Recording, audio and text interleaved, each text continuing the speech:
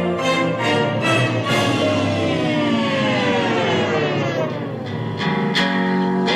go to the movies?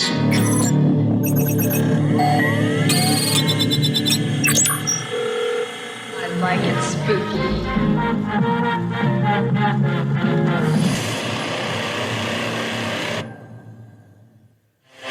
Hey everybody, welcome to this episode of Appendages from Pluto TV. It's January 2026, and I'm Brian. And I'm Rod. And one of my New Year's resolutions is to watch more movies in 2026. And what better way than to watch them for free on Pluto TV? Hell yeah. I mean, how can you go wrong with free? I don't know. There's been some stuff I've watched that's been free that I'd have rather paid and not watched it. Yeah, good point. Where do you want to start at?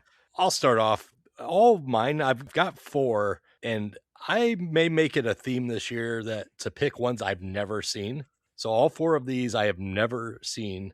My first one is from 2003, and it's Bulletproof Monk. Stars Chow Yun-fat and Sean William Scott, so the Stifler, and directed by Paul Hunter. Synopsis: based on a very underground comic book of the same name, a Tibetan monk becomes a mentor to a young street punk and tries teaching him how to protect the scroll of ultimate power from a secret Nazi organization bent on world domination. I've heard a little about this, but I don't even know if I've seen a trailer. I thought it was just a kung fu movie. I didn't realize it was that crazy. Yeah, I mean, Nazis, kill them. Maybe we'll do a Nazi month.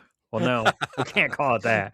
Nah. Yeah, we'll figure it out. My first one from 2009, and I've seen this one, The House of the Devil. A cash-strapped college student takes a mysterious babysitting job in a remote house, only to discover that the night is part of something more sinister. It is such a great movie.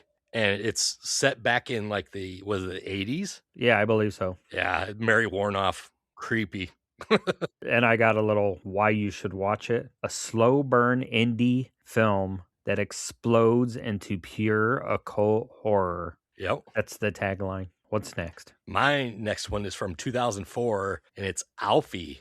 Oh, blimey, I'm so rude. I haven't introduced myself. I'm Alfie. I'm a blessed man.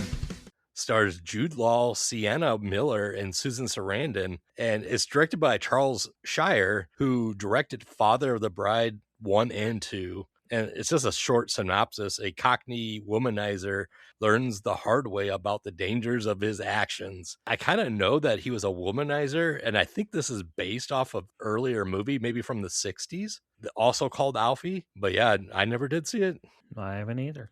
What you got next? My next one from 2014, Starry Eyes. And I've never seen this one, but the synopsis makes it sound very interesting. An aspiring actress becomes increasingly unhinged as she's drawn into a brutal and supernatural Hollywood audition process. The tagline for this one: a savage body horror take on fame, ambition, and selling your soul. I have seen this. It's been a while, but yeah, it's a really good one too. Here's one I probably have bullshit my way through and said that I've seen it, but I haven't. It's 1995's Leaving Las Vegas, starring Nicolas Cage, Elizabeth Shue, and Julian Sands, who we actually lost in 2023 at some weird circumstances too. And the synopsis on this is Ben Sanderson, a Hollywood screenwriter who lost everything because of his alcoholism, arrives in Las Vegas to drink himself to death. There he meets and forms an uneasy friendship and non-interference pact with a prostitute, Sarah. Hey, why not? I mean, if you're going to form a friendship with a prostitute, it's Vegas, baby. Yeah. My next one from 2015, so everything I have is newer. Good Night, Mommy. And this is the original, not the remake, so it's German, I believe. Yeah, some kind of Eastern European or something like that. Twin boys begin to suspect that the woman who returns home after facial surgery may not actually be their mother. And the tagline for this one: a chilling psychological nightmare built on paranoia, identity, and quiet dread.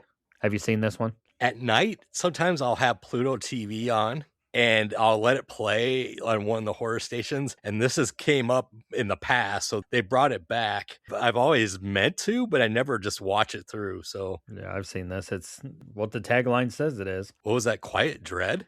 Yeah, Sounds like some people I know. that are full of quiet dread, or you dread dread. dread mentioning their names. We love you. Let's hear from our podcast network, the PFPN.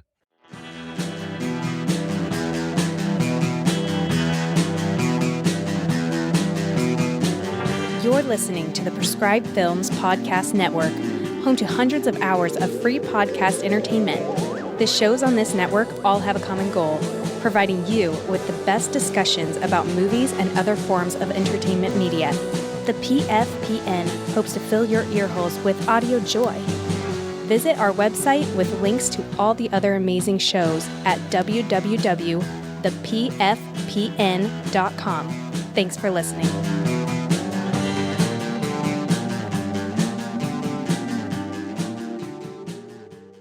So now that we've heard from our podcast network, what do you got last, Rod? So my last one comes from 2005. It's called Capote, I think. Yep, I think that's how you say it. It stars Philip Seymour Hoffman and Catherine Keener. Synopsis on this one: in 1959, Truman Capote learns of the murder of a Kansas family and decides to write a book about the case. While researching for his novel In Cold Blood, Capote forms a relationship with one of the killers, Perry Smith, who is on death row. I love Philip Seymour Hoffman. We lost him way too early. He was just a weird talent, but man, I've got to check this out because I've heard things about this one. If you go online and say Capote, you're saying it wrong because it's Truman Capote. Capote? Yeah, Capote. Yeah. Yo, Capote. Capote.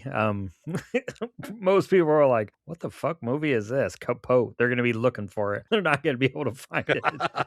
My last film from 2019. So everything I have is newer. I kind of tried to go a little off the beaten path because there's other films I have on my list that are way more mainstream. I saw this and I loved this movie. I think everybody that likes horror films should watch this movie. It's called Bliss. It's like I was possessed. I mean, that's good, right? Yeah, it's great. Have you seen this one? Yes. Is it a vampire-like sort of? Yeah. Or... Drug-fueled. Yeah. A struggling artist descends into drugs, sex, and violence while chasing inspiration for her next masterpiece. The tagline: visual, neon-soaked indie horror that blends addiction, madness, and vampirism. It's crazy. It's visually stunning, and I love the new twist on the vampire thing with the drugs and the sex and all that. Well, I mean, Pluto put out something, but damn, guys, give us a list a little sooner. This is like last minute for us. Well, and we usually put Pluto out the first Thursday of the month, but we didn't really have the list until Thursday. Yeah, late Thursday, yeah. Late Thursday, so we're like, well, we're going to put out our other stuff. I had some other movies. I'm just going to run through a couple of them. You're Next from 2013. All my life I'm looking for the magic. I'm looking for the magic. That's a good one. Return of the Living Dead. My favorite brain soup.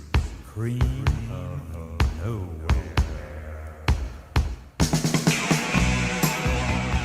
Because why the fuck not? Hell yeah. A Night of the Living Dead, which you could see that almost anywhere, and Hellraiser. But some good stuff. If you're on Pluto, like Rod said, you put on the channel and let the play, you're going to get these movies. So you're going to get solid horror films playing in the background. Yeah. So definitely a reason to put on Pluto TV and check out what they have this month and every month. Absolutely. Yeah, and it's free. So yeah.